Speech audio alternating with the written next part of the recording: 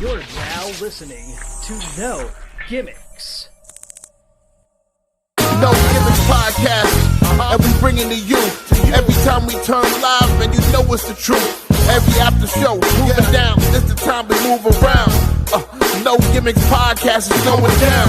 Every night, every time in the ring. This is the time for the No Gimmicks, know we doing our thing. What's your state of mind? State of mind. Moving down a statement when we take the line. This is exactly wrestling the state design. When you see Stone Cold like me, with the stunner in the world, exactly, man, what we bring. Every night we move like Brock Lesnar, the F5, no gimmicks. We take you to your limit, what's the feeling? When we live in the air, you know we on, it's the time. Guarantee we move, you know how we respond. The state design when we feel it. Moving down, what's the healing? No gimmicks is the feeling. Yo, what is up, everybody? Welcome back to the No Gimmicks podcast here on the DFPN, and we are back with a special series. We introduce you guys to Ephesians Pro Wrestling and the wonderful work that they're doing out in Fate, Texas. Well, on the 16th of May, they have a big show called Revival. It is their WrestleMania, their version of WrestleMania, their biggest show of the year, and we have one of many who will be joining us for that show to promote it here on the show with us today. And we were talking before the show. I'm really excited for this one, JJ. And listen, we've heard a lot about Ephesians Pro Wrestling. There's some names that we know that are in Ephesians Pro Wrestling, and some names I'm excited to get to know. One of them is here today, the Mogul, Dustin Bogle. Welcome to No Gimmicks, sir. Thank you so much for your time. Thanks, man. Excited to be here. And yeah, you could consider me one of the hidden gems of EPW that you guys have now discovered. So when you're with me, man, we're gonna get paid. So let's do this. All right. I listen. Money talks to me. I like it. So if we're here to get paid, let's do that. Let's do that. Yes. One of my phrases that I often reference is "money fixes everything." I got that phrase on my title or on my gear because I solve all the problems that I encounter in my wrestling matches, in my interactions with the other wrestlers, flashing one thing in front of them, right? And this is what makes the world go round, baby. So solves a lot of problems. And so I know you hear things like money's the root of all evil, money don't grow on trees. Well, for me, I say money fixes everything because it typically does. So yeah, and we could get into how I came into it, how I grow it, and how I use it at EPW as well. Let's start with the very basic. You said money fixes everything. It's a very interesting statement. In a company that is faith-based and something like money is considered material, how did you find out that you could use that to your advantage? Yeah, I think it's one of the most polarizing subjects that exists, right? It's typically like health, wealth, and relationships are the big three that people are all trying to figure out in their life. And just because you're good at one doesn't mean you're good at all three, right? And so I, over years and years of being in business, feel like I got good in that area. I got good at business, at the game of money and attracting it and being a vessel of it and investing it and multiplying it and learning how the game works. I mean, you can see all my mentors behind me. I ain't no stranger to books and business and spend time with a lot of people in business. I own multiple businesses. I buy businesses, right? Like I'm an actual acquirer. And so the thing that, made me kind of think about that when I came to EPW is, yes, it is faith-based. And I think that that's admirable, but there's also a lot of references about money in the Bible as well. Right. And so, one of those things that just made me choose to go this route is like, hey, this is just like a gun. It could be used for good and it could be used for bad. It's the wielder that chooses the direction it's going to go, right? It's in the power of the right people or the wrong people that things happen in the world. So this is an inanimate object. It does nothing on its own. it's in the hands of the person that it can go either way. So yeah. Oh, that is very interesting. JJ? Yeah, no, you definitely said something that piqued my interest. And one of the things that you touched on is how, there's the right way to go about things, and then there's the wrong way, in a sense, that you can go about things. Me being fairly new to EPW, I haven't been to a show yet. It is on my radar, and I'm keeping up on social media as I encourage everybody else to. Can you kind of give us your backstory on how you got started with EPW, since you did say you are one of the hidden gems of EPW? Yeah, and I say that because I'm not originally from here. I'm a transplant. I know us Californians who moved to Texas, we needed to put our hands on a Bible, swear to eat brisket, and buy guns. And they would let us in, right? And I did all those things because I am from California. And what I was telling Kelvin on the pre-shows, I actually originally went to wrestling school with the Young Bucks. Like, me and Matt Buck are the older brothers. My brother is their manager, Brandon Cutler. And so we changed our last name because our favorite bodybuilder was Jay Cutler back in the day. And we were into fitness, and we had a whole fitness gimmick as the Cutler brothers. But originally, me and Matt went to wrestling schools, the older brothers. We come back and we teach Brandon and Nick everything we learned. And they had a backyard ring, and we would train them there. This is how they showed us how to do an arm, a wrist lock, and a chop, and a drop kick. And we were classic backyarders. We were doing stuff we saw on TV in our own way, but we weren't doing it crisp and clean like a professional. So we invested. We went to school. We got the proper training, and then we became indie wrestlers. And we went out on the circuit and got proper gear, and kind of went the right way. And so that's how it started. And I was telling Kelvin, I have 2 careers in wrestling. That was my first career. We started in 2002, 2003, and around 2013, I really quit because I told myself, if I don't get a big contract by the age of 28, wrestling's a young man's game. I'm out. I'm going to, that might not be where my calling is. God might be telling me to do something else. And so I actually switched into business, and I added a incredible amount of success. So I feel like that was the right call. I wasn't meant to do that as a career. But then when I moved to Texas, I started getting the itch to get back in the ring and to train for a sport and do something competitive, because that was just a big part of my life, and I missed it very much. And so EPW was near where we moved to in Texas. I'm out here in Heath. They're in the Rockwall Fate area. It's a very short drive. So I started saying, you know what, let's go watch a show. So I went and took the kids and my wife, and we watched it. And I was like, all right, I like these guys' vibes. I'm going to see, is there a way I could get on the show and try out? And so for a good 6 to 8 weeks, I worked off the ring rust. I showed up like a brand new trainee, learning how to run the ropes and bump and everything. I had to work off all the stuff that I haven't done in 10 years. And then was invited to be part of the first show. And that was last August. So coming up on a year here pretty soon.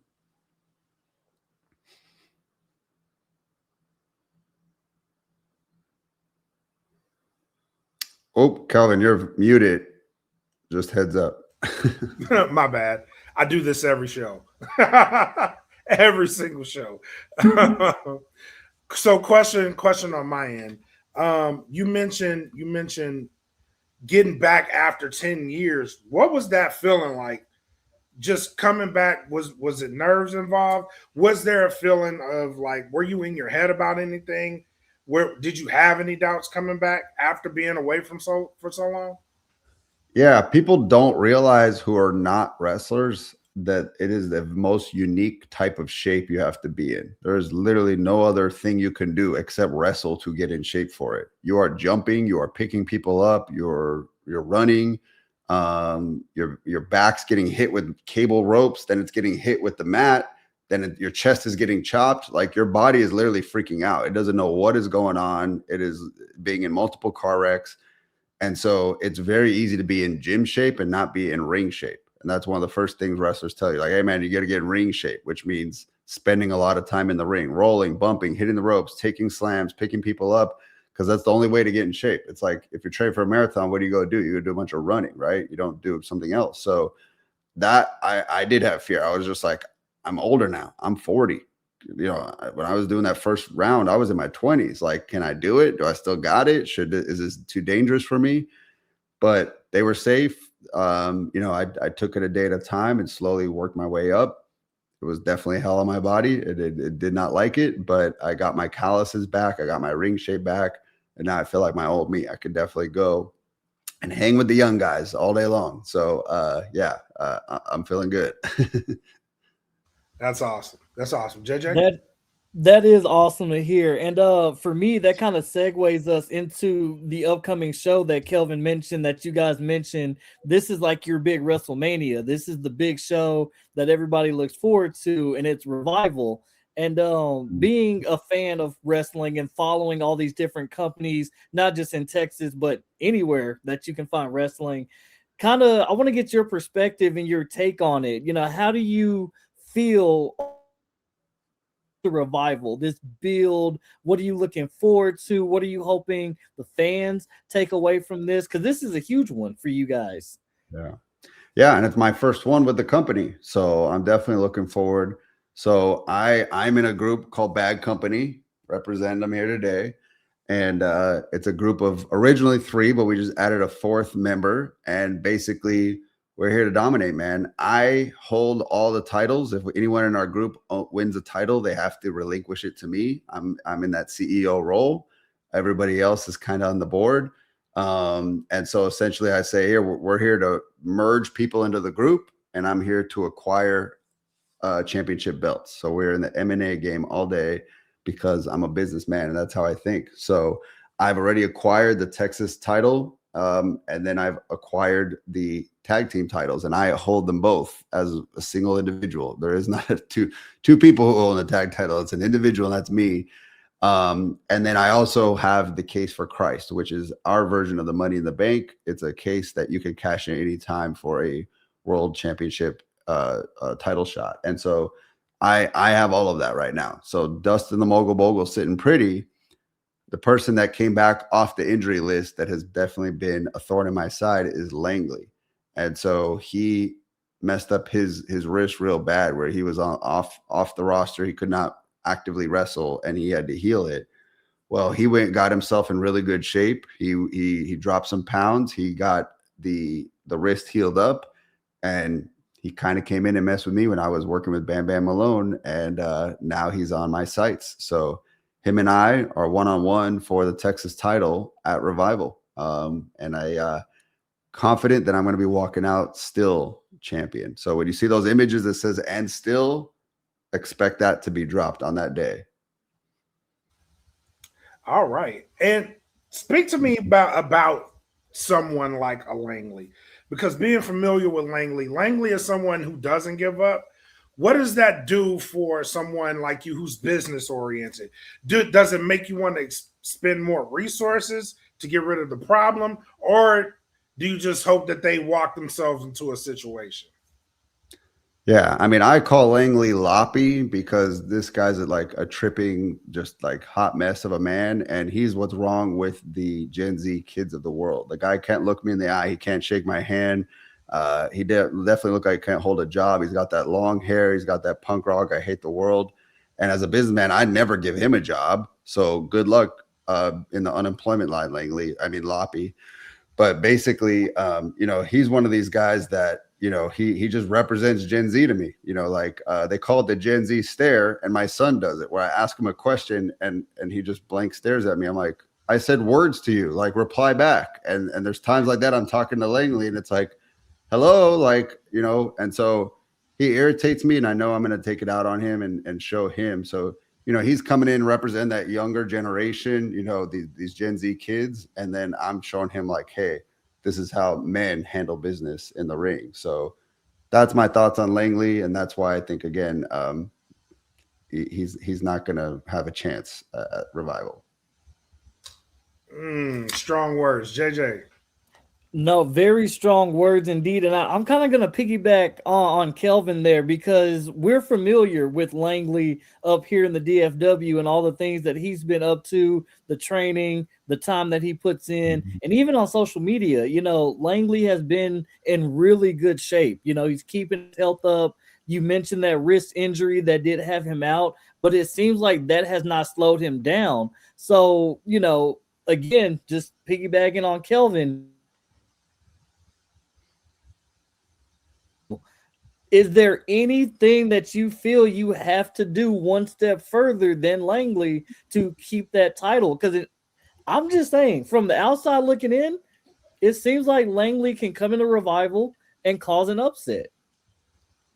Well, as I said at the beginning, money fixes everything. And so not only do I got Bad Company on my back, I got the world champion. He's got my back. We've exchanged that, hey, I took care of you when you needed my help. You're gonna take care of me, and that's Brixton, right? He's our world heavyweight champion. So I got aces up the sleeve. I got muscle. I really cannot see how I could go in and ruin this. And we talked about this earlier. Money being mentioned in the Bible. There's Proverbs 22:7. The rich rule over the poor, and the borrower is the slave to the lender, right?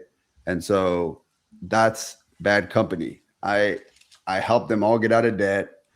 I helped them to take care of their money problems. And so, again, that's our relationship. So I know whenever I need them, they're there for me. And when you got that much muscle and that much, numbers, how in the world could Langley walk out champ? Like it's a done deal. Like if you guys are on Polymarket, bet on me, you'll be millionaires. You know what? As a fan of Langley, the money is talking right now. And from where I'm from, there's a saying, money talks, everything else walks. And in this economy, I might join the Bad Company. Hey man, it's a hot selling shirt. Listen. I'm saying it's not a bad idea. It's not a bad idea. Yes, there was a last show. I wish I could have you guys show this on the Titantron, or on our podcast here for the people at home. But I sent shirts out to friends of mine, and I was able to post them up on the Titantron and show them to the audience. And so I had famous CEOs that you guys know with Bad Company t-shirts on. I had Elon Musk, Mark Zuckerberg, and Jeff Bezos all representing Bad Company. And so again, we're catching on like wildfire. This is going to be the hottest selling shirt of 2026 this summer. If you guys think Ella Langley's hot, like she's going to be walking out on stage wearing one of these things. Like I'm an Ella fella, but she's a bad girl, right? That's what we call the girls that wear Bad Company. So yeah. Please let me know where I can get a Bad Company shirt. I needs it. I needs it. I second that motion. I needs it. Before we wrap up though, there is something that I do want to draw attention to. EPW is doing revival giveaways. Can you talk about that for a second? Yeah, I mean, I'm not a big fan of these things because, like it just brings broke people to the show. But essentially, they got to give back to the community. I know they gave some free tickets to some teachers. Obviously they couldn't afford it. Like it's respectable if you can get a front row ticket. If you got to get general admission, GA, like that's pretty pathetic. But, it's one of those things that I will give it to EPW, like where their heart's at is they do give back to the community in a lot of ways. They were part of Toys for Tots. They're working with state sorry, blanking on the name, Stay Purpose, Strong Purpose, something like that. Steady Purpose. There you go. But yeah, so they're working with a lot of local organizations to give back to the community. And that's one of the things that I think the leadership team is doing well, is they're trying to get the community involved with what we're doing. They're not just trying to sell tickets to a wrestling show. They're actually trying to get out the word to people. And they're also trying to create a family-friendly wrestling show, because there's a lot of ultra-violent wrestling shows and stuff that you might not be able to take your young kids to, whether it's the curse words or the weapons. And that's a different demo, and that's fine. They can go enjoy that. But I know for us, like, we are proud to provide a family-friendly wrestling product. And so, yeah, that's why it blends well with community involvement. Love that. Absolutely love that. Except for the broke people part. I'm with you. Yeah, I kind of felt the stray on that one too. And then the teachers, like it's Teacher Appreciation Week, you know. Shout out to the teachers, right? That's if you actually appreciate them. Like I don't, because I don't think many people get good jobs out of what they teach at school. I think they got to get their continued education and then they actually get a good job. So again, that's teach them a trade. Amen. Yeah. Amen. But Dustin, any last words for this week, for this weekend coming up, the 16th? Any last words before we wrap up? Yeah, I think I got my sights set on rounding out the only title I don't have, and that's the heavyweight title. So to me, I got to just get through Revival so I can move on to bigger and better things. So this to me is like, it might be everyone's big show, but for me, it's a small show because I'm defending. What I'm hungrier for is to go get the world heavyweight title and have all the gold in the company around my belt, deservingly so that I can, within 1 year, do more than what anyone's done in a decade, right? I have till August to achieve that goal and own every belt in the company. That's my goal, and that's what's going to happen. So for me, Revivals just kind of show up, get the job done, kick Langley to the side, and then move on and get after that world heavyweight title. Awesome, man. Awesome stuff. I look forward to seeing what you acquire. The door's open. If you want to come back and show us the hardware that you walk away with. Absolutely. JJ, any last words? No, I can't think of anything, but Dustin, it was a pleasure to meet you. A pleasure having you on the show. Again, you are welcome back anytime. You're a friend of the show. Definitely wish you the best of luck, even though I know you probably don't need it, but still want to wish you the best of luck anyway. And not just this weekend with Revival coming up, but in everything else you've got going on for EPW, because it sounds like you've got some big things on the work. So yeah, and I would want to invite you guys as my personal guests. Like, this is the show where the crowd is standing room only, legit. It's the biggest group. We're already over 100 tickets. Yeah, like this is going to be a really exciting show. So would love to have you guys there in the house so you can experience it for yourself. And in terms of like anyone that's watching, I would tell them, like, if there's one show to come to, this is the show. This is the biggest one. We pull out a lot of extra things on this show that we don't do on normal ones. So if you want to see it for yourself, be there. You actually can't catch these shows unless you go live.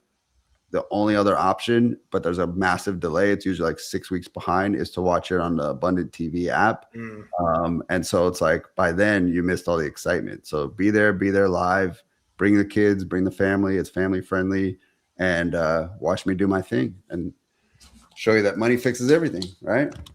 So we got out of the bro club. Yay! Absolutely. Get a bad company shirt while you're there, right? Go home. Absolutely. All right, man. Well, that's it for us. This episode. Come back. We got more guests coming through. But thank you guys for tuning in. You know what it is. Be safe. Take care of each other. Enjoy what you're going to enjoy. Peace. And I know it's all business, all business, all business. We give them no gimmick. Yeah. And I know it's all business, all business, all business. We give them no gimmick. Yeah.